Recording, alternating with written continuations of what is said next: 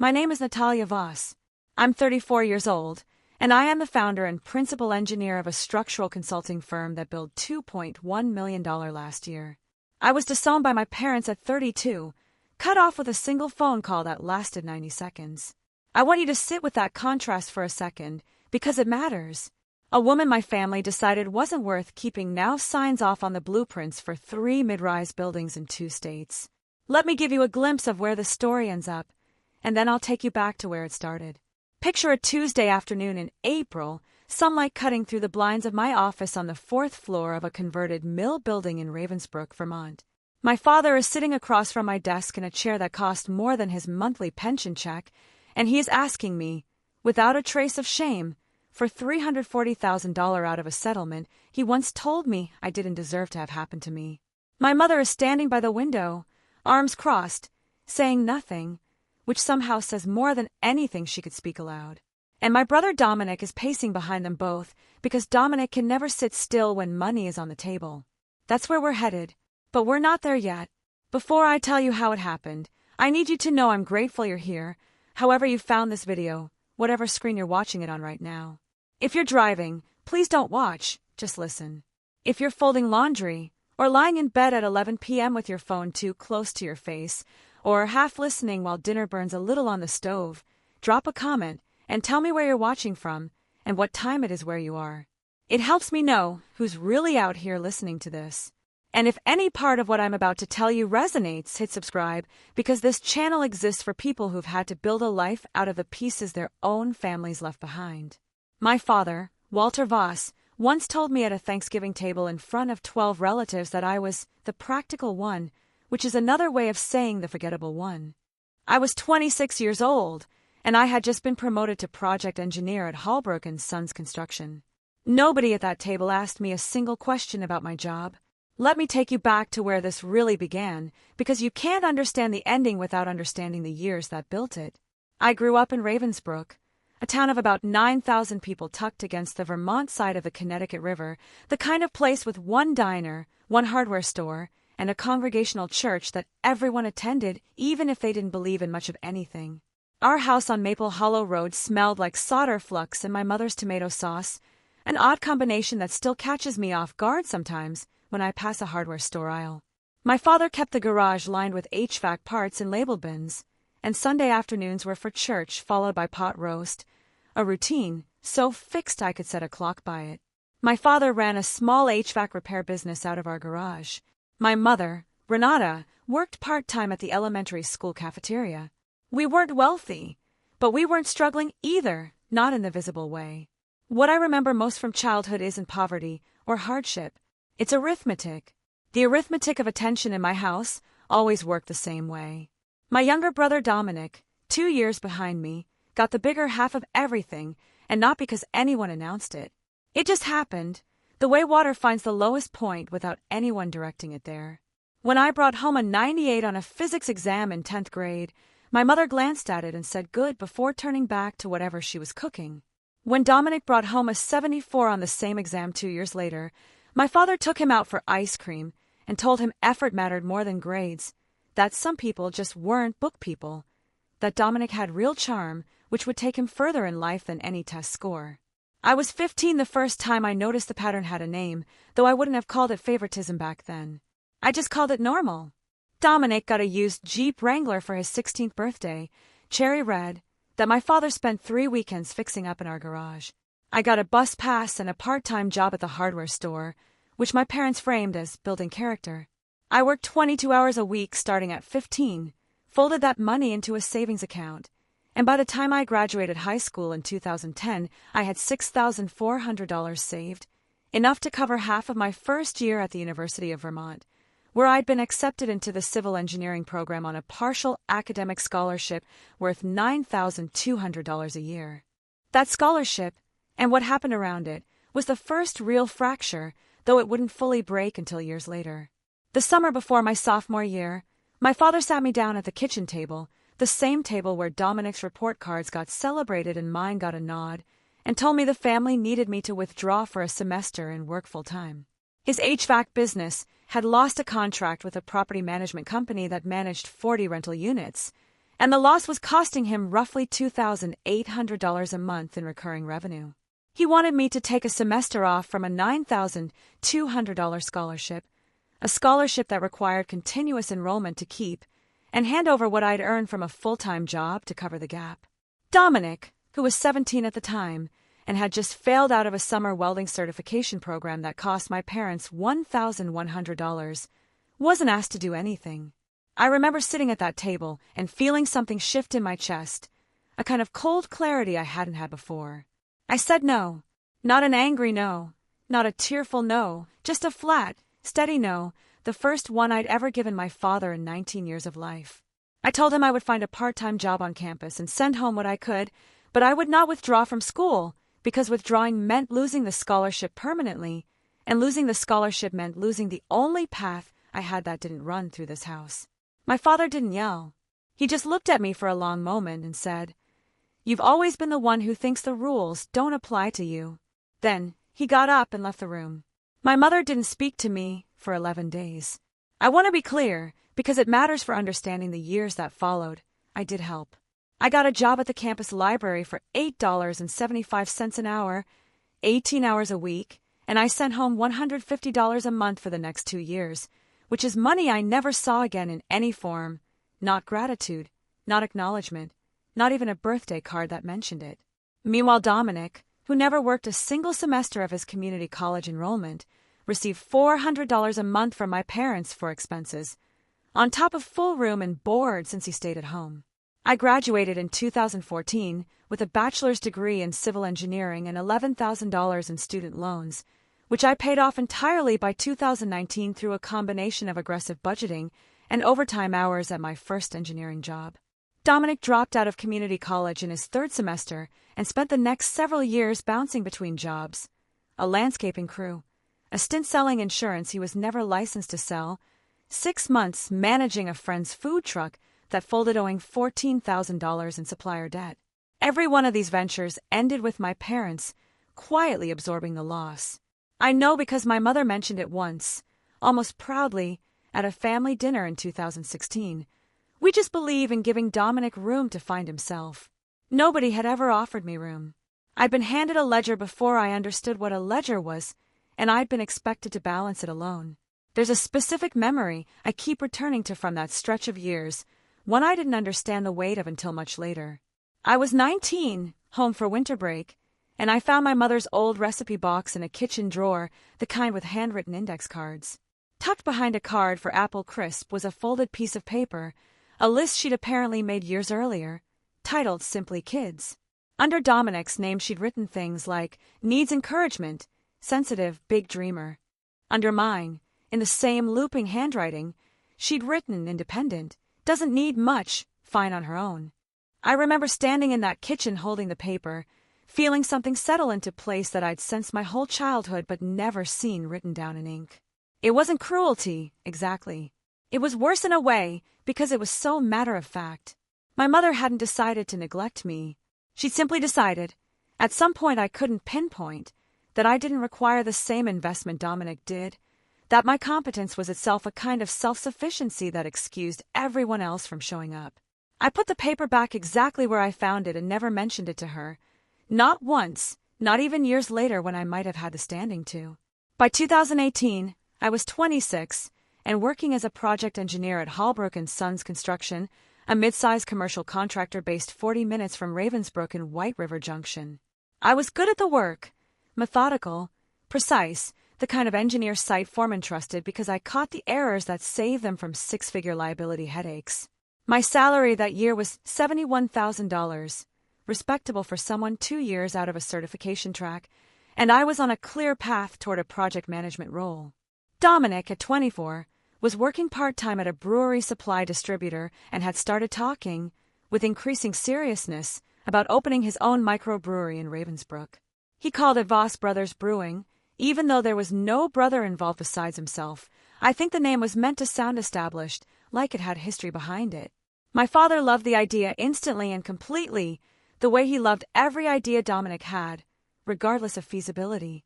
By early 2019, the plan had a name, a tentative location, a hand-drawn logo, and a $340,000 price tag that nobody involved had any real way of covering. This is where the trigger event happened, the moment that would end up defining everything after it. In September 2019, my father called me and asked me to come to dinner, which wasn't unusual, except that when I arrived, Dominic was there with a folder of paperwork, and a loan officer's business card sat on the table like a prop in a play I hadn't agreed to be part of. The plan, laid out calmly by my father as if it were the most reasonable request in the world, was this. Dominic had secured a conditional small business loan of $340,000 from a regional bank, but the bank required a co-signer with strong credit and stable income, given Dominic's thin financial history and his previous defaulted debts. My father's credit was too damaged from 2 prior HVAC business loans he'd struggled to service. My mother didn't work enough hours to qualify. That left me. I had a credit score of 781, a stable 6-figure trajectory, and, according to my father, an obligation to family that goes beyond a paycheck. I sat at that table and looked at the paperwork, at the projected revenue figures that assumed the brewery would hit $890,000 in first-year sales despite Dominic never having managed so much as a lemonade stand successfully, and I said no. I said it clearly. I said I would not co-sign a $340,000 loan for a business with no operating history, run by someone who had defaulted on a truck loan 2 years earlier and left our parents to absorb $9,600 of it quietly. I said that if the bank didn't believe in the plan enough to fund it without a guarantor, that was information worth listening to, not overriding. The silence after I said no lasted maybe 4 seconds, but I remember it stretching out like something physical, something with weight. Then my father said the words I have never been able to fully set down since. You were always going to choose yourself over this family. We just didn't want to admit it until now. My mother didn't defend me. She looked at her plate. Dominic didn't yell either, which somehow made it worse. He just looked at me with an expression that wasn't anger but something closer to disappointment mixed with disbelief, as though I'd broken an agreement I never remembered signing. I left the house that night without raising my voice once. I drove the 40 minutes back to my apartment in White River Junction with the radio off, and I didn't cry, not because I wasn't affected, but because some part of me had been bracing for this moment for years without fully admitting it to myself. The actual rupture, the formal one, came 6 weeks later, on November 2nd, 2019, in a phone call that lasted 90 seconds. My father's voice was flat, almost businesslike, the same tone he used when quoting a repair estimate to a client. He told me that he and my mother had talked it through and decided that since I clearly didn't consider myself part of what the family needed, they didn't see the point in continuing to include me in family matters going forward. He said Dominic had found another way to finance the brewery, which turned out to be true only in the loosest sense. He'd taken out a high-interest merchant cash advance that would eventually help sink the business 2 years later, but that's a separate thread. My father said I wasn't welcome at Christmas that year, and that they'd let me know if that changed. It never did. I remember standing in my kitchen holding my phone after the call ended, staring at a pot of pasta water that had started to boil over onto the stove, and feeling strangely, almost eerily calm. Not broken, not gutted, just quiet, the way a house goes quiet after a storm passes through and you're left checking what's still standing. I turned off the burner, drained the pasta, and ate dinner alone at my kitchen counter, and somewhere in that unremarkable half hour I made a decision, without dramatics, that I would not spend my life chasing the approval of people who'd already decided my worth had a ceiling on it. If any part of this is landing close to home for you, go ahead and drop a comment. I read every one of them, even months later. The 18 months after that phone call were disorienting in ways I hadn't anticipated. It wasn't the grief itself that surprised me. It was the specific texture of it, the way certain ordinary moments would ambush me, driving past a diner where we used to get pancakes after church, seeing a red Jeep Wrangler at a stoplight, hearing someone else's father say something gently proud to them in a grocery store aisle. But I kept working.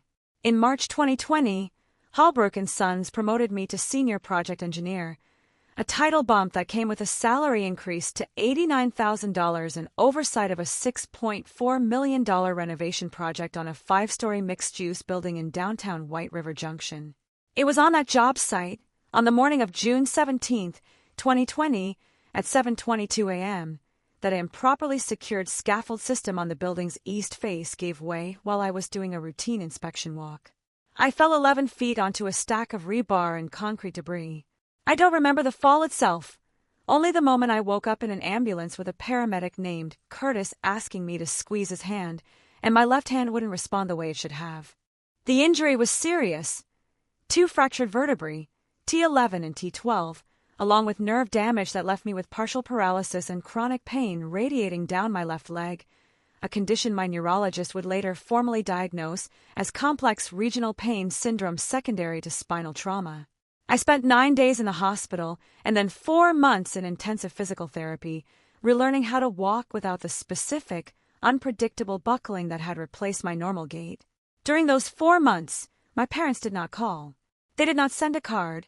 My mother, I would later learn from my cousin Priya, knew about the accident within 48 hours because Priya had told her directly, and my mother's response had been, "Well, I hope the company's insurance covers it, because we certainly can't." Dominic sent one text message 17 days after the accident. "Heard about the fall, hope you are okay." No punctuation, no follow-up, no visit.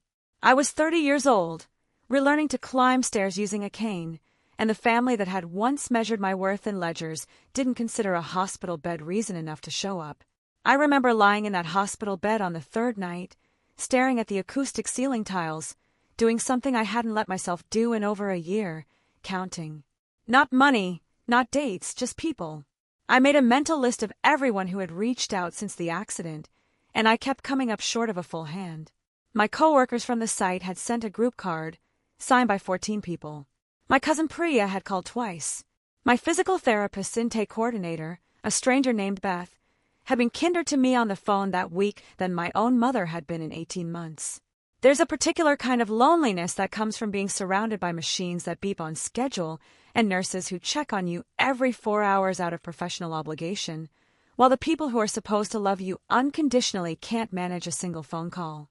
I didn't cry about it, not there in that bed. I just filed it away, the way I'd started filing everything away by then, another entry in a ledger only I was keeping. What I did have, in those months, was Diane Kessler, a senior partner at Hallbrook & Sons who had mentored me since my first week at the company. Diane showed up at the hospital on day 2 with a container of homemade soup and a legal pad full of questions for my doctors that I was too disoriented to think to ask myself. She drove me to physical therapy appointments for the first 6 weeks until I could drive again. She sat with me through a deposition with the company's workers' compensation insurer and later connected me with an employment attorney, a woman named Farah Okafor, who would go on to build the case that eventually became my disability settlement, though that part of the story was still more than a year away from resolving. Diane never once made me feel like a burden. She used to say, in her clipped, practical way, "You do this for me. Let me do it for you." It was the first time since I'd left my parents' house at 18 that someone had extended care to me without an invoice attached, implicit or otherwise. By the winter of 2021, I was walking without a cane most days, though the pain never fully left, and I'd returned to work in a modified capacity, transitioning slowly from field engineering into structural design and project oversight, work that put less strain on my back and leg. Farah Okafor had filed a formal liability claim against the scaffolding subcontractor and the general contractor's insurance carrier, arguing that the collapse resulted from documented, preventable safety violations I had actually flagged in an inspection report 11 days before the accident, a report that had apparently been filed and ignored. That report would become one of the most important pieces of evidence in the case that followed, though at the time I filed it, I had no idea it would ever matter beyond keeping a job site safe. I started keeping a folder, almost instinctively, gathering every document connected to the accident, the case, and eventually anything connected to my parents' silence too. Text messages, missed call logs, the one 17-day late message from Dominic, a card my mother sent for my 31st birthday that arrived 2 weeks late with no note inside, just a signature. I didn't know yet what that folder would become. I just knew, somewhere underneath the pain and the physical therapy and the quiet nights alone in my apartment, that I wanted a record. Not for revenge, just for truth, in case I ever needed to remember exactly what had and hadn't happened, exactly who had shown up and who hadn't, down to the date and the hour. By the spring of 2021, roughly a year and a half after the phone call that ended my relationship with my parents, I had rebuilt something that resembled a life. It wasn't the life I'd expected at 18, sitting in that garage doing homework while Dominic's Jeep got waxed in the driveway. It was smaller in some ways, quieter, built around a tight handful of people who had chosen to show up rather than a family who assumed they didn't need to. But it was mine, built on my own ledger, with my own name at the top of it. I didn't know yet that the settlement negotiations Farah was quietly building toward would eventually total more than $2 million, or that the number itself would, 2 years later, become the very thing that brought my family back to my door, asking for a piece of the life they'd refused to be part of when it was breaking. That part of the story was still ahead of me. For now, in the spring of 2021, I was just learning how to walk again, in every sense of the word. Year 1 after the accident was mostly about rebuilding what my body used to do without thinking. Year 2 was about rebuilding what my life could do without asking anyone's permission. I want to walk you through those years the way I actually lived them, not as a single dramatic arc, but as a slow accumulation of small, deliberate choices that eventually added up to something bigger than I expected. Physical therapy that first year meant 3 sessions a week at a clinic in Lebanon, New Hampshire, with a therapist named Marcus who had a habit of narrating my progress in sports commentary voice, which annoyed me at first and then became something I genuinely looked forward to. "Left leg showing up to work today, folks," he'd say, deadpan, while I gripped the parallel bars and tried to convince my nerve endings to cooperate.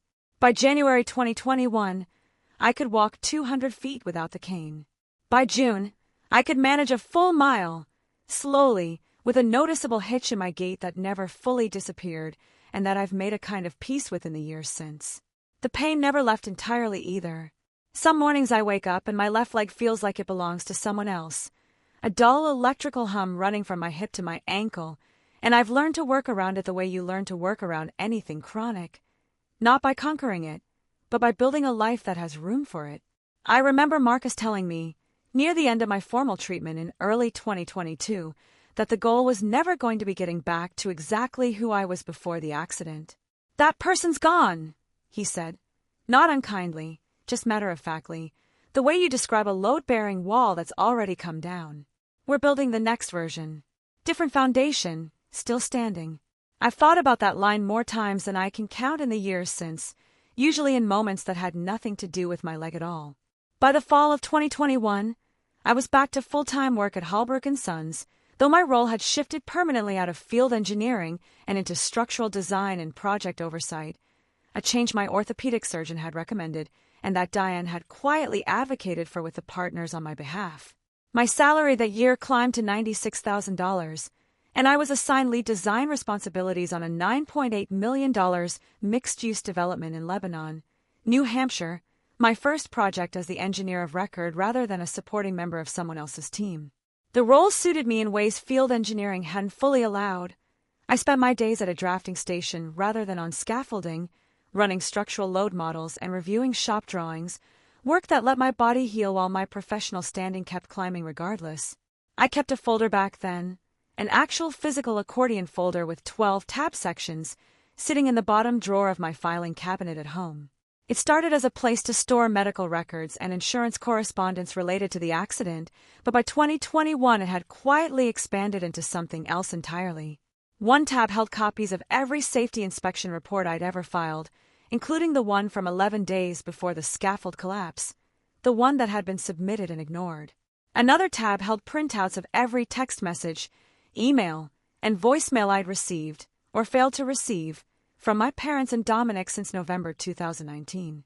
A third tab, one I didn't fully acknowledge the purpose of even to myself at the time, held photocopies of old family documents I still had access to.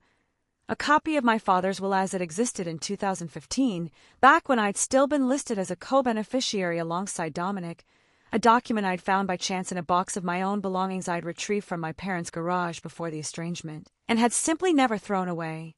I wasn't building a legal case against my family. I want to be clear about that.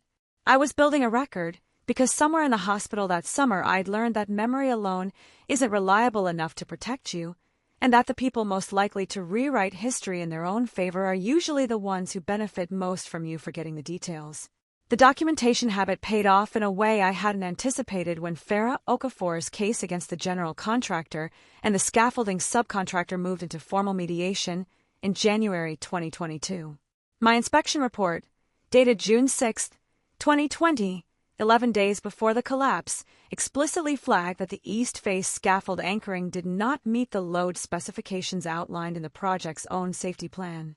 That single document, which I had filed as a matter of routine professional diligence and then largely forgotten about during my recovery, became the single most damaging piece of evidence against the subcontractor's insurance carrier. Farah told me, sitting across from me in her office in Hanover with a legal pad covered in her small, precise handwriting, that the report essentially removed any plausible deniability from the other side's position. "They can't argue they didn't know," she said. "You told them, in writing, 11 days before it happened." The mediation dragged through the spring, punctuated by depositions and expert witness reports on projected long-term medical costs, lost earning capacity, and pain and suffering. I sat through my own deposition on April 12, 2022, in a conference room in Burlington that smelled like stale coffee and new carpet, answering questions for 4.5 hours from an insurance defense attorney named Gerald Blackwood who kept trying, politely but persistently, to get me to admit the scaffold failure could have been foreseeable through ordinary caution on my part, as though it had been my responsibility to personally re-engineer a structure I'd already flagged as non-compliant in writing. Farah objected 11 times that afternoon, and I remember counting, because counting things had become a habit that helped me stay steady under pressure. She leaned over at one point during a break and told me, quietly, that Blackwood's line of questioning was actually a good sign, that defense attorneys only push that hard on foreseeability when they know the documentation is working against them and they're grasping for something else to argue instead. On August 3, 2022, the case settled for $2.4 million, structured as a lump sum payment after attorneys' fees and medical liens, landing in my account on September 14, 2022, a Wednesday, at 11:47 a.m. A time and date I remember with unusual precision because I was sitting in a coffee shop in White River Junction when the notification came through on my banking app, and I had to set my cup down and just breathe for a full minute before I could pick it back up. The barista, a college kid named Owen who'd seen me in there most mornings for 2 years, asked if I was okay, and I remember laughing, a strange, startled laugh, and telling him I was better than okay, though I didn't explain why. I didn't quit my job the next day, which surprises people when I tell this part.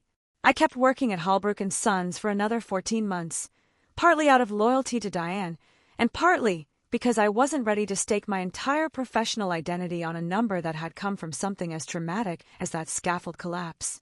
But something did shift. I started taking night classes toward a professional engineering license upgrade that would let me stamp my own drawings independently, and I started meeting quietly with a business attorney about what it would take to eventually open my own structural consulting practice. I want to pause here and say something about what that settlement money actually meant to me, because it wasn't extravagance.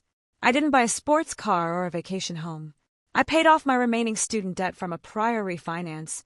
I put a down payment of $210,000 on a modest 3-bedroom house on Kettleman Ridge Road, and I invested the rest across a diversified portfolio my financial advisor, a careful, unglamorous man named Roger Antchak, set up for me with an emphasis on long-term stability over aggressive growth. The house had good bones and bad plumbing, and I spent most weekends that fall redoing it myself, room by room, which felt less like renovation and more like therapy with a hammer in my hand. I remember the first night I slept there, October 2nd, 2022, on a mattress on the floor of the room that would eventually become my bedroom, because the movers hadn't come yet and I hadn't wanted to wait another week to be somewhere that was entirely mine. I lay there listening to the unfamiliar creaks of an old house settling, and I thought, with a kind of quiet astonishment, that for the first time since I was 18 years old, nobody in my life had a claim on where I slept or what I did with my own money. It wasn't triumphant, exactly. It was just still, in a way I hadn't experienced in a very long time. Year 3, 2023, was the year everything accelerated. In March, I sat for and passed my professional engineer licensing exam upgrade, which allowed me to legally seal structural drawings under my own name rather than under a supervising engineer's, a milestone I studied for on weekday evenings after full shifts at Hallbrook & Sons, working through practice problems at my kitchen table with a cup of tea going cold beside me more nights than I could count. Passing that exam felt different from any academic achievement before it, because for the first time, nobody's name would sit above mine on the final drawings. Every calculation, every liability, every professional stamp would belong entirely to me. In June, I gave Diane and the partners at Hallbrook & Sons 90 days' notice, and on September 5, 2023, I filed the incorporation paperwork for Voss Structural Group, LLC, with the Vermont Secretary of State. I remember sitting in my kitchen the night the confirmation email arrived, the same kitchen where, years earlier, I'd eaten pasta alone the night my father called to disown me, and thinking about how strange it was that the two most defining documents of my adult life, that phone call and this incorporation filing, had both landed in that exact room. My first client was a small commercial developer converting an old textile mill in Springfield, Vermont into 42 residential units, a contract worth $185,000 in design and oversight fees. I worked out of a spare bedroom for the first 4 months, my desk facing a window that looked out over the half-frozen creek behind my house, before signing a lease in January 2024 on the 4th-floor office space in the converted mill building in Ravensbrück, the same office where, months later, my father would sit across from my desk and ask me for $340,000. Diane, true to who she'd been since that hospital room in 2020, became my first informal advisor, sitting on no official board because I didn't have one yet, but showing up every few weeks anyway with coffee and blunt feedback on my pricing structure, which she told me, correctly, was undercharging by about 30% for the liability I was assuming. By March 2024, I'd hired my second employee, a drafting technician named Marcus Whitfield, no relation to my old physical therapist despite the shared name, and by June I'd brought on Priya Deshmukh as a junior structural engineer, someone whose eye for load calculations reminded me, in the best way, of my own younger self. If any part of this rebuilding process is resonating with you, whether you've had to start over professionally or personally, go ahead and drop a comment below, because I read through them more than you'd think. Throughout all of this, the silence from my family wasn't total, which I think surprises people who expect estrangement to look like a clean, sealed door. It looked more like a door that occasionally cracked open an inch and then slammed shut again. In December 2021, I received a Christmas card from my mother, arriving on December 29th, 4 days late, with a generic printed Hallmark greeting and her signature at the bottom, no personal note, no mention of the accident that had happened 18 months earlier, nothing acknowledging I'd spent that Christmas alone in physical therapy rather than at their table. I remember turning the card over in my hands, checking the inside flap twice, half expecting there to be something more, some acknowledgement, and finding nothing but blank cardstock. I added it to the folder. In April 2022, Dominic texted me out of nowhere. "How's the leg?" 2 words, no question mark, no follow-up when I responded with a full paragraph update on my recovery and my new role at the firm. He never replied to my reply. I added the screenshot to the folder. In August 2022, a few weeks before the settlement cleared, my mother called once, and when I picked up, she spent the first 2 minutes talking about a church fundraiser before mentioning, almost as an aside, that she'd heard from a mutual acquaintance that my lawsuit thing was close to resolving. I told her I wasn't comfortable discussing the details, and she changed the subject so quickly it was almost impressive, back to the church fundraiser, as though the detour had never happened. I added that call to the folder too, noting the date, the duration, 6 minutes, and the pivot point in the conversation, because by then I'd learned that the pivot points were usually the parts worth remembering most. In November 2022, 2 months after the settlement had cleared, and roughly around the time gossip tends to travel through a town the size of Ravensbrück, my father called me directly for the first time in 3 years. The call lasted 4 minutes. He asked how I was doing in a tone that felt rehearsed, mentioned that Dominic's brewery, the one I'd refused to co-sign for back in 2019, had quietly closed its doors in July of that year after 17 months of operation, having burned through the merchant cash advance and accumulated $61,000 in unpaid vendor debt. "It's been hard on your mother, watching him struggle like that," he said, and I remember noting, even as he said it, that he hadn't once asked how my own recovery had gone, hadn't once used the word accident or hospital or scaffold, as though the 18 months I'd spent relearning to walk simply hadn't registered as an event worth mentioning. He didn't ask for anything on that call, not directly, but there was a quality to his voice, an underlying current I recognized instantly from childhood, the sound of a man laying groundwork, testing the ground before deciding where to plant his feet. Near the end of the call, almost as an afterthought, he said, "You always did land on your feet, though. I'll give you that." I told him I was doing well, that my firm was growing, and I kept the details vague on purpose. When I hung up, I sat in my car in the driveway of my new house for almost 10 minutes before going inside, replaying the conversation, trying to identify exactly what had unsettled me about it, and eventually landing on the answer. It was the first time in 3 years he'd called, and he still hadn't asked me a single real question about my life. I added a note to the folder with the date, the duration, and a summary of what was said, the same clinical documentation I'd have applied to any project file. By early 2024, Voss Structural Group had grown to 4 employees. Revenue for the fiscal year ending December 2023 had come in at $890,000, a number I remember precisely because it was the same figure Dominic's Brewery had once projected for its own first year, a coincidence I noticed privately and never mentioned to anyone.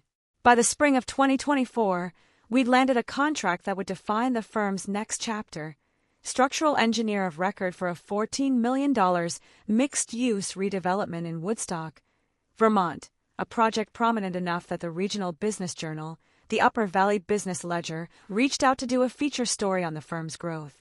I almost declined the interview. Publicity had never been something I sought, partly out of temperament, and partly, I'll admit now, out of some lingering instinct to stay small enough that certain people wouldn't notice me. But Diane convinced me otherwise, telling me over coffee one Saturday morning that hiding my success to manage other people's feelings about it was its own kind of self-erasure, a phrase that stuck with me long after she said it. The article ran on June 11th, 2024, under the headline From Job Site to Boardroom, How One Engineer Turned a Career-Ending Injury into a Growing Firm, accompanied by a photo of me standing in front of a half-finished Woodstock development in a hard hat, arms crossed, looking, according to Diane, unreasonably confident for someone who used to apologize for taking up space. The article mentioned the scaffold collapse. It mentioned, in general terms without a specific dollar figure, that I had received a substantial settlement from the incident, which I'd since used to launch my firm. It did not mention my family at all, because I hadn't mentioned them to the reporter, not once, in a 90-minute interview. I hadn't needed to. My story, as far as I was concerned, belonged entirely to me by then. What I didn't anticipate was how far a regional business journal article could travel through a town like Ravensbrück. My cousin Priya, the actual relative this time, called me on June 19th, a Wednesday evening, her voice carrying that particular blend of excitement and caution that people use when they're about to hand you information you might not want. I was in my kitchen when the phone rang, halfway through cooking dinner, and something in her opening line, "Hey, so, has anyone from the family reached out to you lately?" made me turn the stove off before she'd even finished the sentence. She told me that my mother had seen the article, forwarded to her by a neighbor who still subscribed to the Ledger's print edition, and that within the family group chat, the one I'd been removed from back in 2019, but that Priya still had access to through her own side of the family, there had been a flurry of messages starting almost immediately after the article circulated. Priya described it carefully, choosing her words the way someone does when they're trying not to editorialize but can't quite help it, pausing every so often to ask if I was okay before continuing. My father had written that he always knew Natalia would land on her feet. My mother had asked, almost immediately after, whether anyone knew how much the settlement actually was, a question nobody in the chat seemed able to answer, though Priya said that hadn't stopped several people from guessing wildly, with figures ranging from $400,000 to over $3 million. Dominic, who had spent the 18 months since the brewery's collapse working sporadically and living back at my parents' house at 30 years old, had written a single line that Priya read to me over the phone, and that I would later see for myself in a screenshot Priya forwarded without me even asking. Maybe she'll finally understand what family means now that she's got money like the rest of us wanted her to have. I sat with that sentence for a long time after I hung up with Priya. There was something almost darkly funny about it, the idea that money was the thing that would finally teach me the meaning of family, spoken by the exact people who had taught me, through years of quiet arithmetic, that family meant being useful in proportion to what you could provide. I thought about the recipe card I'd found in my mother's kitchen drawer at 19, the one that described me as independent, doesn't need much, fine on her own. And I wondered whether that description had ever really been about my temperament at all, or whether it had simply been the story my parents needed to tell themselves to justify where their attention went. I added the screenshot to the folder, the same folder that now lived in a locked drawer in my home office rather than a filing cabinet, its accordion sections replaced by a proper 3-ring binder with label dividers, a physical object that had grown alongside my own sense of what I needed to protect.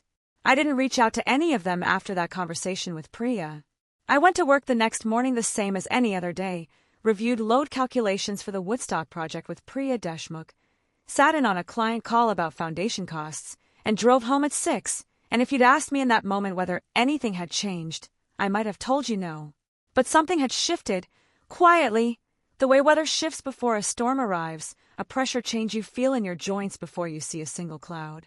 I found myself, that night, taking the binder out of its locked drawer for the first time in months, sitting at my kitchen table and flipping through it slowly, not adding anything new, just reviewing what was already there, the way you check a structure's foundation before a storm you knew was coming. I didn't need to guess what would come next.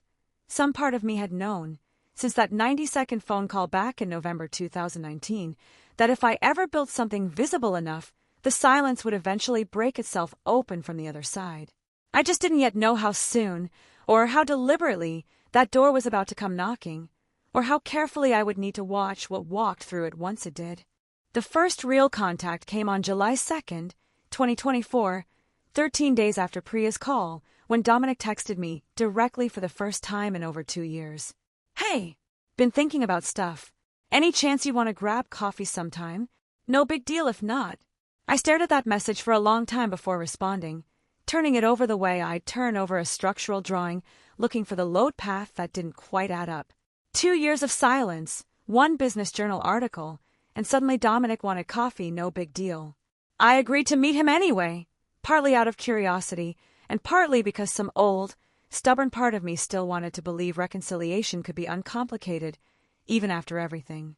We met on July 9th at a coffee shop in White River Junction, not the one near my old apartment, a neutral location he'd suggested, which I noted without saying anything. Dominic was 30 years old that summer, and he looked older than I remembered, heavier around the face, a little worn down in a way that surprised me. He was wearing a Hallbrook & Sons t-shirt, which struck me as strange until he explained that our father had gotten him occasional day labor work through an old contact there, hauling ductwork and running errands on job sites, the kind of work that paid maybe $18 an hour and offered no real path forward. He talked for the first 20 minutes about the brewery's collapse, the vendor debt, how the merchant cash advance company had been predatory, his word, charging an effective interest rate that had ballooned the original obligation from $340,000 to something closer to $410,000 by the time the business folded. He described, in detail I hadn't asked for, the specific moment he'd realized the business was finished. Standing in the empty tap room in July 2022, the walk-in cooler already repossessed, calculating that he owed more in interest that month than the entire brewery had grossed in sales. He talked about moving back in with our parents, about picking up occasional shifts doing HVAC work with our father, about feeling, in his words, kind of lost. He never once asked about my accident. He never asked about physical therapy, or the scaffold collapse, or what recovery had actually looked like for me, and I noticed myself waiting for the question through the entire conversation. The way you wait for a footstep on a stair you know creaks, and it simply never came. He asked about my firm, my house, whether I was seeing anyone, questions that circled the perimeter of my life without ever touching the parts that had cost me the most. I left that coffee with a strange, unsettled feeling I couldn't fully name yet, though I'd recognize it clearly enough in hindsight a few months later. My mother called on August 14th, a Wednesday evening, and invited me to Sunday dinner, the first invitation of its kind in nearly 5 years. "We'd love to see you," she said, her voice carrying a warmth I hadn't heard directed at me since I was maybe 14 years old. I agreed to go, and I want to be honest about why. It wasn't naivety. By then I understood on some level that something had shifted in their calculus, that the silence had ended not because they'd had some overdue reckoning with how they treated me, but because the silence had stopped being useful to them. Still, some part of me needed to see it firsthand, to know for certain rather than simply assume. The dinner on September 1st, 2024, was strange in the particular way that reconciliation with people who haven't actually changed tends to be strange. My mother had made pot roast, the same dish from my childhood Sundays, and the house smelled exactly the way I remembered, browned onions and rosemary and something faintly like the cedar drawer liners she'd always kept in the hall closet. And for the first 10 minutes I let myself sit in that familiarity without questioning it too hard. The dining room looked almost identical to how I remembered it, the same water-stained ceiling tile in the corner my father had never gotten around to fixing, the same faded floral curtains, and it was disorienting in a way I hadn't anticipated, walking back into a room that had stayed frozen while I had changed almost entirely. My father asked about the Woodstock project, actually asked, with what looked like genuine interest, leaning forward and asking real follow-up questions about the timeline and the client, and I found myself answering at length before catching myself and reeling the details back in, aware, even as I spoke, of some old muscle memory kicking in, the part of me that had spent 18 years learning to perform enthusiasm for my parents' benefit. Dominic was quieter than usual, pushing pot roast around his plate, occasionally glancing toward our father as though checking for cues. It was my mother, near the end of the meal, over decaf coffee and a slice of store-bought pie, who brought up the house, almost casually, the way you'd mentioned the weather. "Your father's been having some trouble with the business again," she said, not quite meeting my eyes. "And the bank's been difficult about the mortgage refinance." My father cut in quickly, waving a hand. "It's nothing we can't handle, Renata, don't put that on her."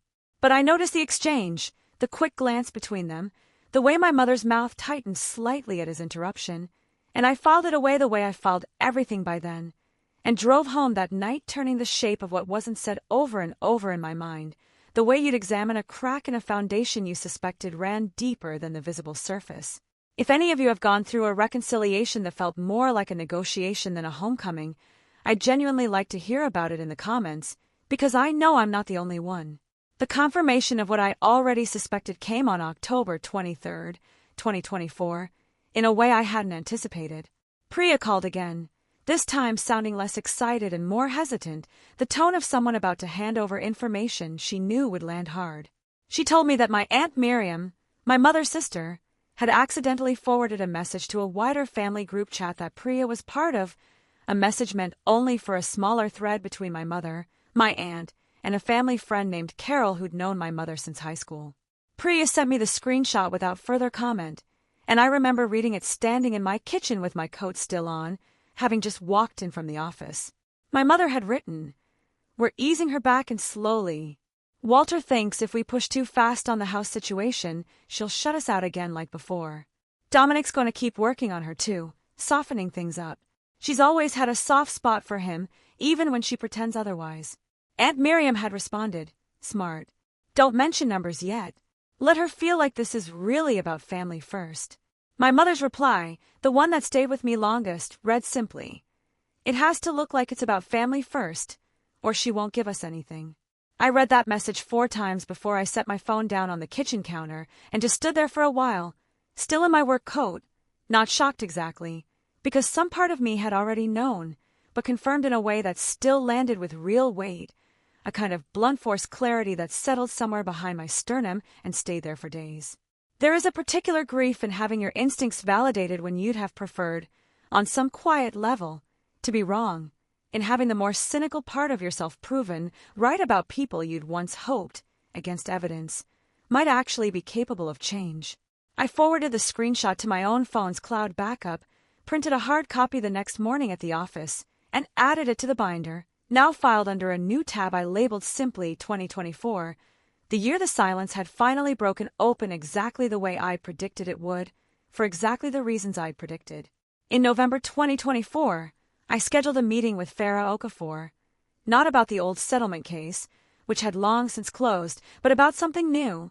I wanted to understand my legal position if my family attempted to pressure me for money, and I wanted to understand what protections existed around undue influence, informal loans versus gifts, and what documentation would matter if things escalated.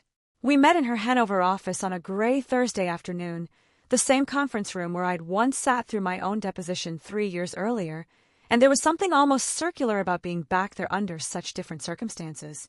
Farah listened to the full story, the coffee with Dominic, the dinner, the intercepted message, taking notes in the same small, precise handwriting I remembered from the Settlemen case, and then leaned back in her chair and told me something I've held on to since.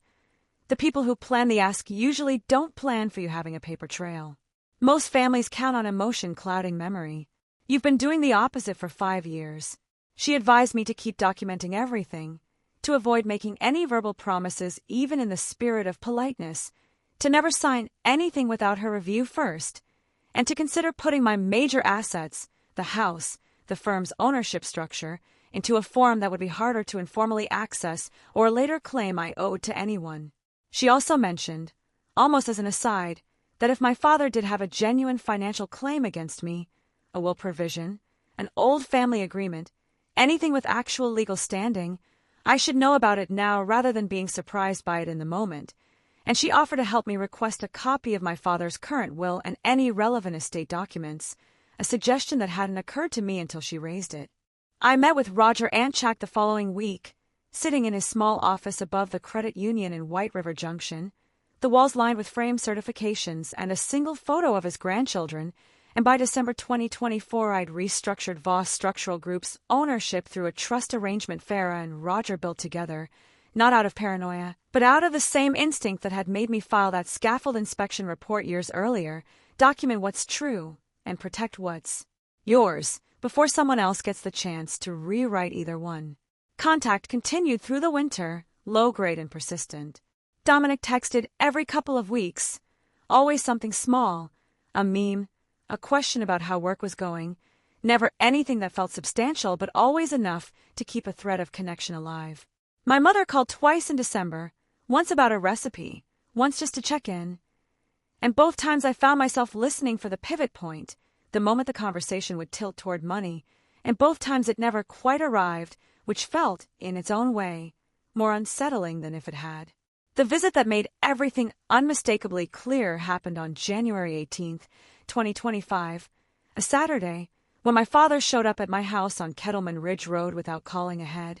I was in the driveway scraping ice off my windshield when his truck pulled in, and he climbed out with a kind of forced casualness, hands in his jacket pockets, commenting on how well I'd kept up the property, how nice the place looked, how he'd always known I had an eye for that kind of thing. I invited him in out of a mixture of habit and curiosity, and I watched, with a clarity that almost felt clinical, as he moved through my house. He asked about the square footage. He asked, seemingly offhand, whether I'd bought the house outright or financed it, and when I gave a vague answer he pressed once, gently, just curious what interest rates are looking like these days, before letting it drop. He walked past my home office and paused at the doorway, glancing at the framed copy of my engineering license on the wall, then asked, in a tone I recognized instantly from childhood negotiations over allowance and chores, how the firm's revenue had been trending, whether I owned the office space outright or leased it, whether I'd taken on any business debt. I gave him general, deflecting answers, the kind you'd give a competitor at a networking event rather than a parent, and something in his expression flickered when he registered that I wasn't going to hand over specifics. He admired my car in the driveway on his way out, a modest but newer SUV I'd bought outright the year before, ran a hand along the hood the way he used to with customers' HVAC units before quoting a repair, and asked what I'd paid for it. I told him it wasn't much, which was true only in the sense that I'd paid cash and hadn't financed a cent of it. By the time he left, 90 minutes later, standing in my driveway zipping his jacket against the January cold, he said, almost as a closing line, "You've really landed on your feet, Nat. Your mother and I are proud of you, you know. Whatever else has happened." The word, whatever, did a lot of quiet work in that sentence, and I noticed it the way I'd note an unexplained variance in a budget report, a small inconsistency that told you more than the numbers that lined up cleanly. I understood, with total certainty, What Priya's forwarded screenshot had only confirmed in the abstract. This wasn't a father rebuilding a relationship with his daughter. This was reconnaissance, conducted by someone who genuinely believed, on some level, that he was entitled to whatever he found, that blood itself functioned as a kind of standing invoice he was simply collecting on, decades late. I called Farah the following Monday and told her about the visit in full detail, and she told me something I've thought about often since. You don't owe anyone access just because they share your blood type. You get to decide what door stays open and how wide. I started, after that visit, keeping my responses to my family shorter, warmer in tone but shallower in substance, offering pleasantries without offering information, a skill I discovered I'd apparently been building my whole professional life without realizing it applied here too. Through February and March of 2025, the pattern continued: texts from Dominic, an occasional call from my mother, a birthday card that arrived on time for once, on my actual birthday, February 3rd, with a note inside this time, a first in years, that read, "So proud of everything you've built. Love, Mom." I read that note more times than I'd like to admit, feeling the old, familiar pull of wanting it to be true even while the more disciplined part of my mind, the part that had built a $2 million settlement case and a growing engineering firm on the strength of documentation and skepticism, cataloged it as one more data point rather than proof of anything. I turned 33 that February, and I remember sitting alone in my kitchen that evening, the card propped against a vase of flowers Diane had sent, thinking about how strange it was that a handwritten sentence could still make my chest tighten after everything I'd learned, after everything I'd documented. Wanting to believe something, and knowing better than to believe it turned out to be two feelings that could occupy the same body at the same time without ever fully resolving into one or the other. The call that set everything in motion came on April 8th, 2025, a Tuesday morning, from my father, his voice carrying an urgency I hadn't heard in the previous months of careful, slow-building contact. I was at my desk reviewing shop drawings for a client in bar when the call came through, and something about seeing his name on my screen at 9:40 on a Tuesday morning, a time he'd never normally call, made me answer with a wariness I didn't bother hiding from myself. He said he needed to talk to me about something important, something he'd rather discuss in person than over the phone. I asked if it could wait until the weekend. He said no, that it really couldn't, that things had gotten more serious with the house, and he needed to sit down with me properly, his voice tightening around the word properly in a way that told me this had been rehearsed. I suggested my office, partly because it was neutral ground, and partly, if I'm honest, because some part of me wanted them to see it, wanted them to stand inside the physical proof of what I'd built without them, in the space where my name was on the lease and my license was on the wall. He agreed immediately, almost too readily, and said he'd bring your mother and Dominic too, since it affects the whole family. A phrase that struck me even then as strange, given how selectively that family had chosen, over the years, which parts of me counted as worth including. We settled on the following Tuesday, April 15th, 2025, at 2 o'clock in the afternoon.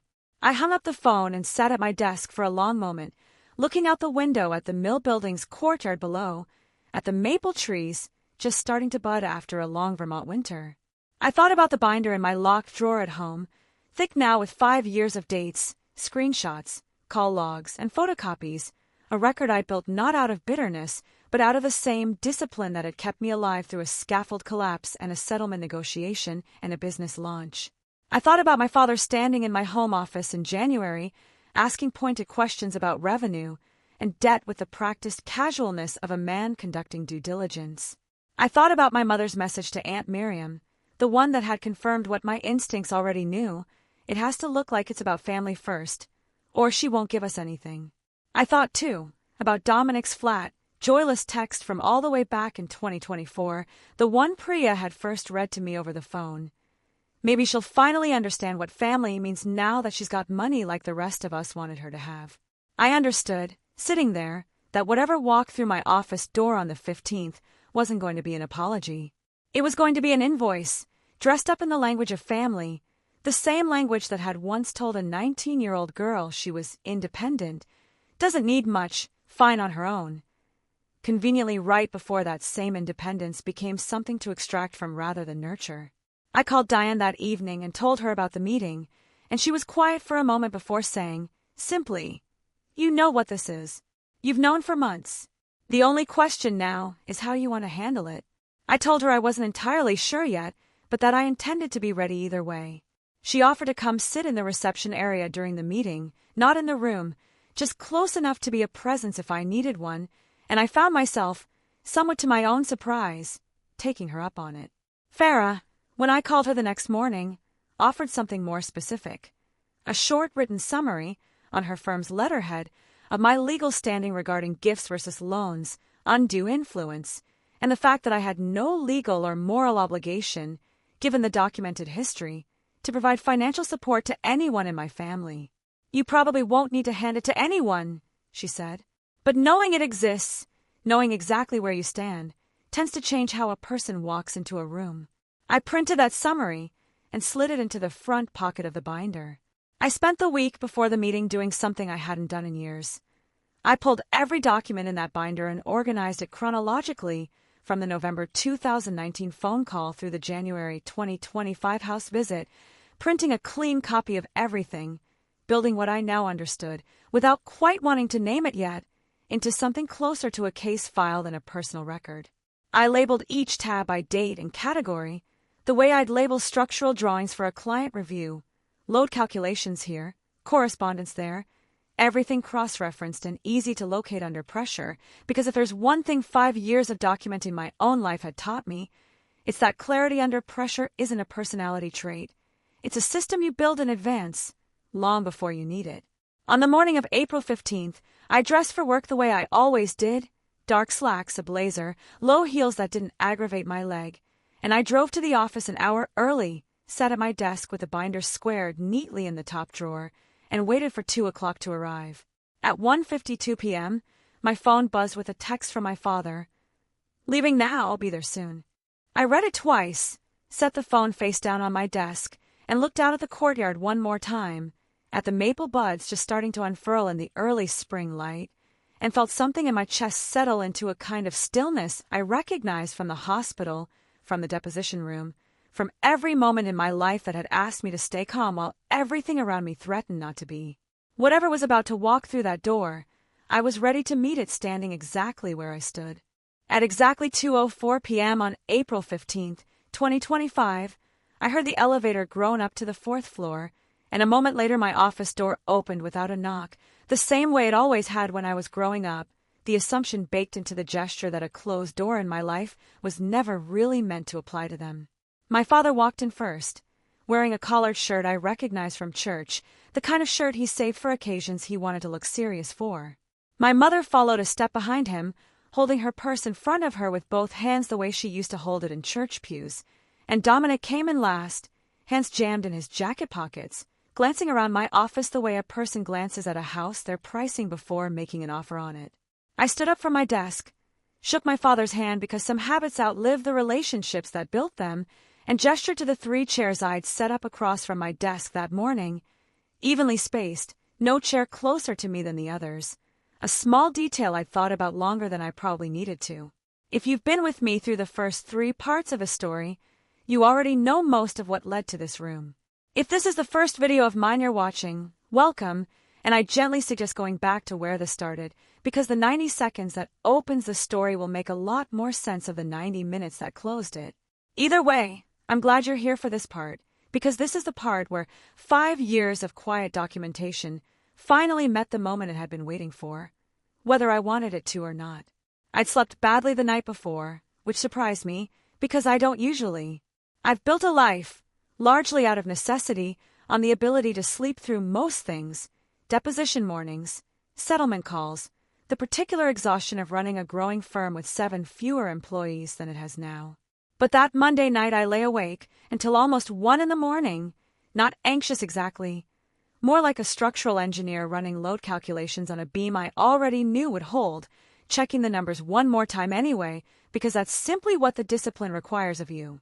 I got up at 6, went for the short, uneven walk that's the closest thing to running my legs still allows me, and drove to the office an hour before I needed to, the same as I told you at the end of part 3. I want to add one detail I left out before. I brought a second cup of coffee that morning and set it on the corner of my desk, across from where I'd be sitting, Not because I expected anyone to drink it, but because some old, stubborn piece of me still wanted the room to look on the surface like hospitality rather than a hearing. I noticed myself doing it and almost poured it out. I didn't. Farah had told me, in our last call before the meeting, that the specifics of how I opened the conversation would matter less than people assumed, that most of what determined how these conversations went was decided long before anyone sat down, in the quality of the preparation rather than the eloquence of the delivery. "You're not going to win this with a speech," she'd said. "You're going to win it by already knowing exactly where you stand before anyone else tries to tell you." I thought about that while I watched the clock tick past 2, then past 2:02, then past 2:03, and when the elevator finally groaned up to the 4th floor at 2:04, I remember feeling something close to relief, the particular relief of a wait finally ending, whatever the wait had been leading toward. My father started, as I expected he would, with a version of small talk that lasted almost 4 full minutes, the office, the view of the courtyard, a comment about how the maple trees out front reminded him of the ones in our old backyard on Maple Hollow Road. My mother added a line here and there, mostly about how proud they were, how far I'd come, how she'd shown half the church the article from the Ledger. Dominic said almost nothing, sitting with his knee bouncing slightly, glancing at our father every few seconds the way he had at the September dinner, waiting for a cue that told him when it was his turn to speak. I let the small talk run its course without rushing it, partly because I'd learned from 4.5 hours in a deposition chair that the person who fills the silence first usually reveals more than the person who lets it sit, and partly because I wanted, one last time, to watch exactly how this family performed before they got to the ask. It was my father who finally got to it, setting his hands flat on his knees the way he used to before quoting a customer a repair estimate. He told me the mortgage refinance on the house on Maple Hollow Road had fallen through in March, that the bank had called the loan into a category he didn't fully explain but that clearly meant trouble, and that between the HVAC business slowing down and some other obligations, they were short exactly $340,000. He said the number plainly, like a man reading a line item off an invoice, and I remember the specific stillness that settled over me when I heard it. Not shock, because Farah had prepared me for almost exactly this, but something closer to recognition, the particular clarity of watching a number you'd predicted months earlier arrive on schedule. $340,000. The same figure Dominic's brewery had needed in 2019. The same figure nobody had asked me to co-sign for back then, right up until the day they needed me to have it anyway. "We wouldn't ask," my father said, "if we had anywhere else to turn." My mother, standing by the window with her arms crossed exactly the way I'd pictured this moment unfolding months in advance, added, without quite meeting my eyes, "Family helps family, Natalia. That's all this is." Dominic, who'd been quiet until then, finally spoke, and what he said was the thing that told me, more than anything else in that room, exactly how this had been planned. "You've got it," he said. "We all know you've got it. Nobody's asking you to give up your whole life over this.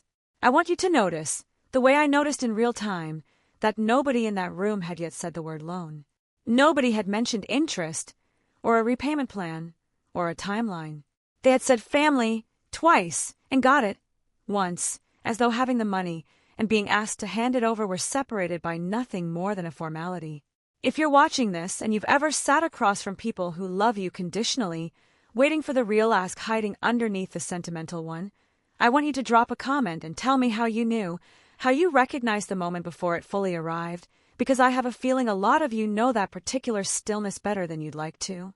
I asked my father a single question before I said anything else. I asked him what would happen if I said no. It wasn't rhetorical, and I watched his face carefully while he answered, because I genuinely wanted to know what version of consequence he'd prepared for that possibility. He said, after a pause that told me he hadn't fully rehearsed this branch of the conversation, that he supposed they'd have to sell the house, that 31 years of memories would go to some stranger, that Dominic would have nowhere to land, that this would be on my conscience. My mother added that she didn't know how she'd explain it to the church, to the family, to Aunt Miriam, a detail that struck me as almost funny in its smallness against the size of the number they'd just asked me for. Dominic said nothing this time, just watched me, and I understood, in that silence, that he'd been sent in as the sympathetic front and had run out of lines once the sympathy stopped working on its own.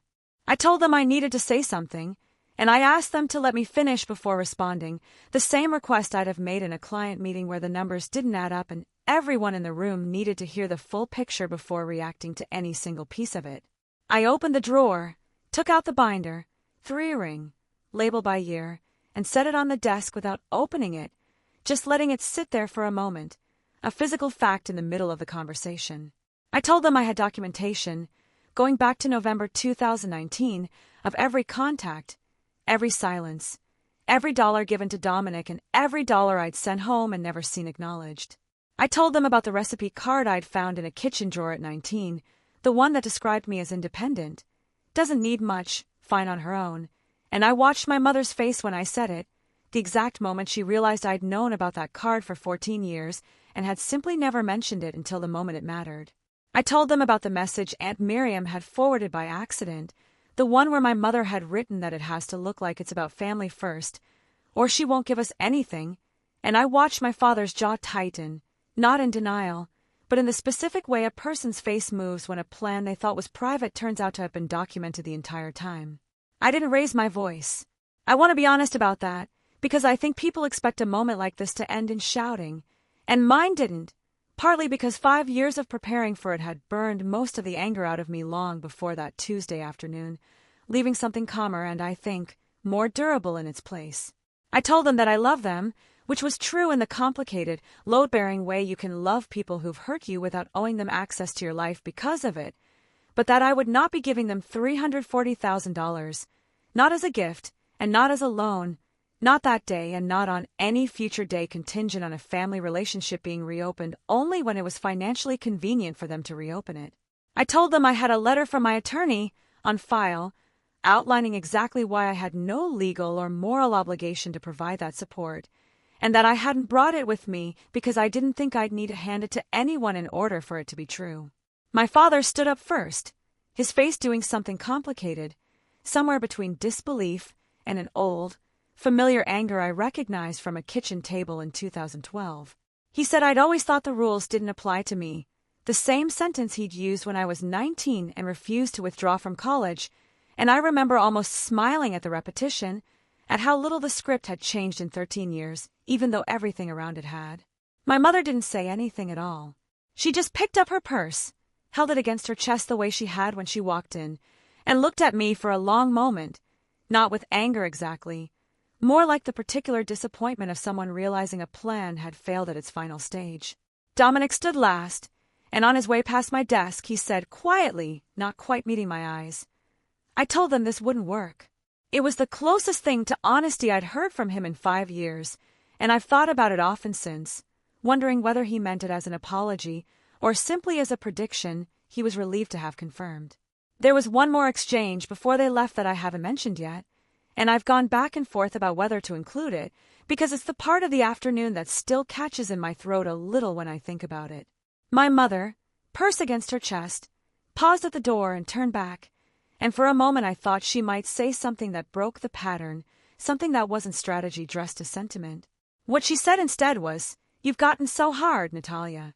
I don't know when that happened. I didn't answer right away, and when I did, I kept my voice level, the same voice I'd use walking a nervous client through a load calculation they didn't want to hear the results of. I told her it hadn't happened all at once.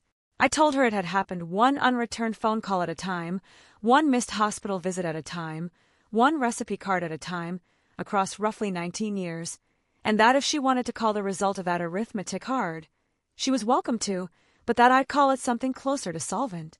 She didn't respond to that. She just turned and followed my father out. They left my office at 2:51 p.m. I know the exact time because I looked at the clock the moment the door closed, an old habit from documenting everything that I doubt I'll ever fully unlearn. Diane was still in the reception area, and she didn't ask me anything right away, just walked in, closed the door behind her, and sat down across from me the way she had in a hospital room 5 years earlier, present without needing an explanation first. I told her what happened, start to finish, and when I got to the part about the binder sitting closed on the desk, never even opened, she said something I've held on to since. You didn't need to prove anything to them. You just needed to know, for yourself, that you could have. I called Farah that same evening, and she asked only one question before congratulating me on anything: whether anyone in the room had raised their voice, whether anything had crossed a line she'd need to document formally for my protection. I told her no, that it had all stayed disturbingly civil, the kind of civility that somehow makes a thing sadder rather than easier to carry. She told me that was, in her professional opinion, the most common way these conversations actually go, that television has trained people to expect shouting and slammed doors, but that in her 15 years of practice, the money conversations that did the most lasting damage were almost always the quiet ones, the ones where everyone kept their voice down and their composure intact right up until the moment the relationship simply stopped functioning the way it used to. Quiet doesn't mean gentle, she said. It just means nobody's going to be able to point to a single sentence and say that's where it broke. It broke over 19 years, in 100 small sentences, and today was just the one where you finally said the arithmetic out loud. If you've ever had to draw a line with people who raised you, knowing it might be the last conversation you ever have with them, I want you to know I understand exactly how heavy that particular kind of quiet is, and if any part of tonight's video is sitting with you the way it's sitting with me right now writing it, please don't carry it alone. Talk to someone, a friend, a therapist, anyone who'll let you say the whole truth out loud without flinching.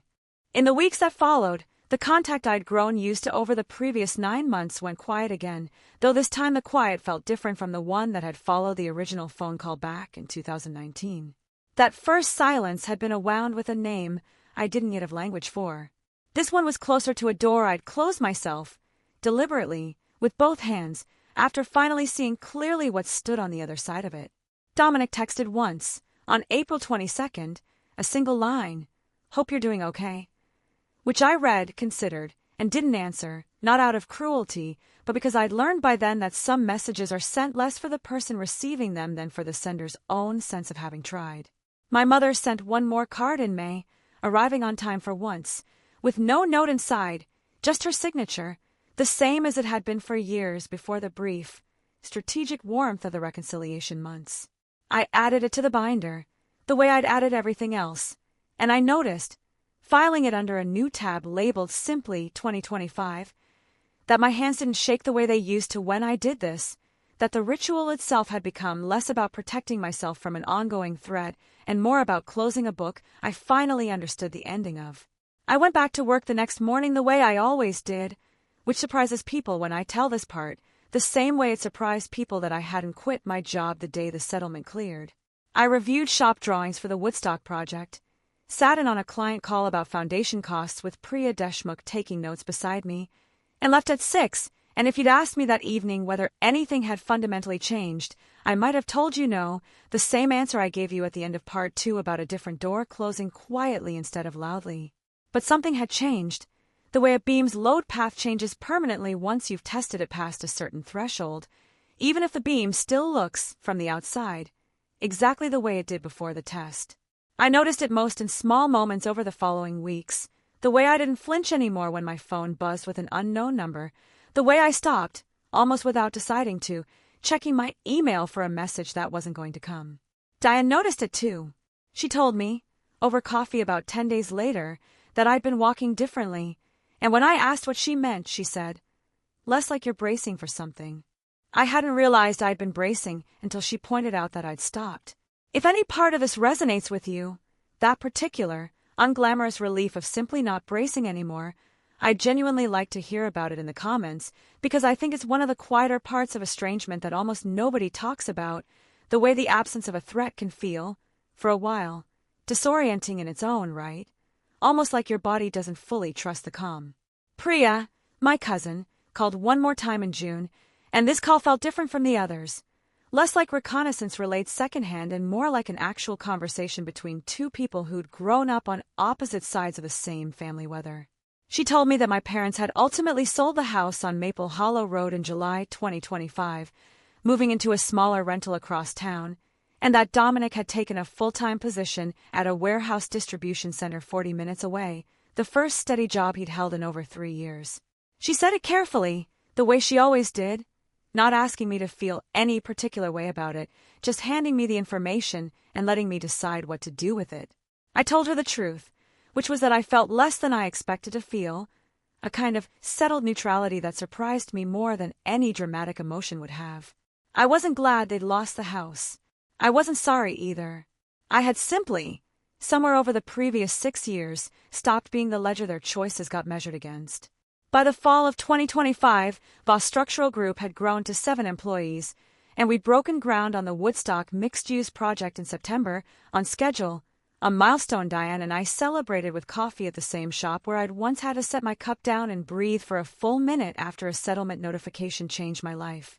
Revenue for the fiscal year was on pace to close near $2.1 million, a number I still find strange to say out loud sometimes, not because I doubt I earned it, but because I spent so many years being told, in ways both spoken and unspoken, that a number like that would never attach itself to my name. Priya Deshmukh, my junior engineer, sat for her own licensing exam that October, and I drove her to the testing center myself, the way Diane had once driven me to physical therapy, because some debts you repay by paying them forward to someone else entirely. I still have the binder. It sits in a fireproof drawer in my home office now, not because I think I'll need it again, but because I've learned that some things earn a permanent place in a life simply by being true, whether or not they're ever needed a second time. I don't open it often, but every so often, usually in early November, around the anniversary of that 90-second phone call back in 2019, I take it out, not to relitigate anything, but just to remember, clearly and without exaggeration, exactly what happened and exactly how I got from a kitchen table in Ravensbrück to an office on the 4th floor of a converted mill, built on my own name and nobody else's ledger. If there's one thing I'd want you to take from all 4 parts of a story, it's this. You are allowed to build a life that doesn't require an invoice to be paid before people are willing to call it family. You are allowed to document, to remember clearly, to protect what you've built with the same discipline you'd protect a structure you were legally responsible for, because in a very real sense you are. And you are allowed to say no to people who only found their way back to you once you had something worth asking for, without spending the rest of your life explaining or apologizing for that no. I still see my parents twice a year, at most, brief, civil, surface-level exchanges that neither of us pretends are more than they are. I haven't spoken to Dominic since that "hope you're doing okay" text in April. I don't know if that will change someday, and I've stopped needing to know. What I do know is that I sleep in a house nobody else has a claim on. I sign my name to drawings that hold buildings up, and I built every inch of that, deliberately, out of the exact pieces my own family left behind. Thank you for staying with me through this whole story. If it meant something to you, tell me which part hit hardest, the recipe card, the binder, the office door at 2:04 on that Tuesday. Whatever it was, I read every comment, and I mean that. And if you've made it this far, hit subscribe, because this channel is for anyone still learning how to build something steady out of a foundation nobody else showed up to help pour.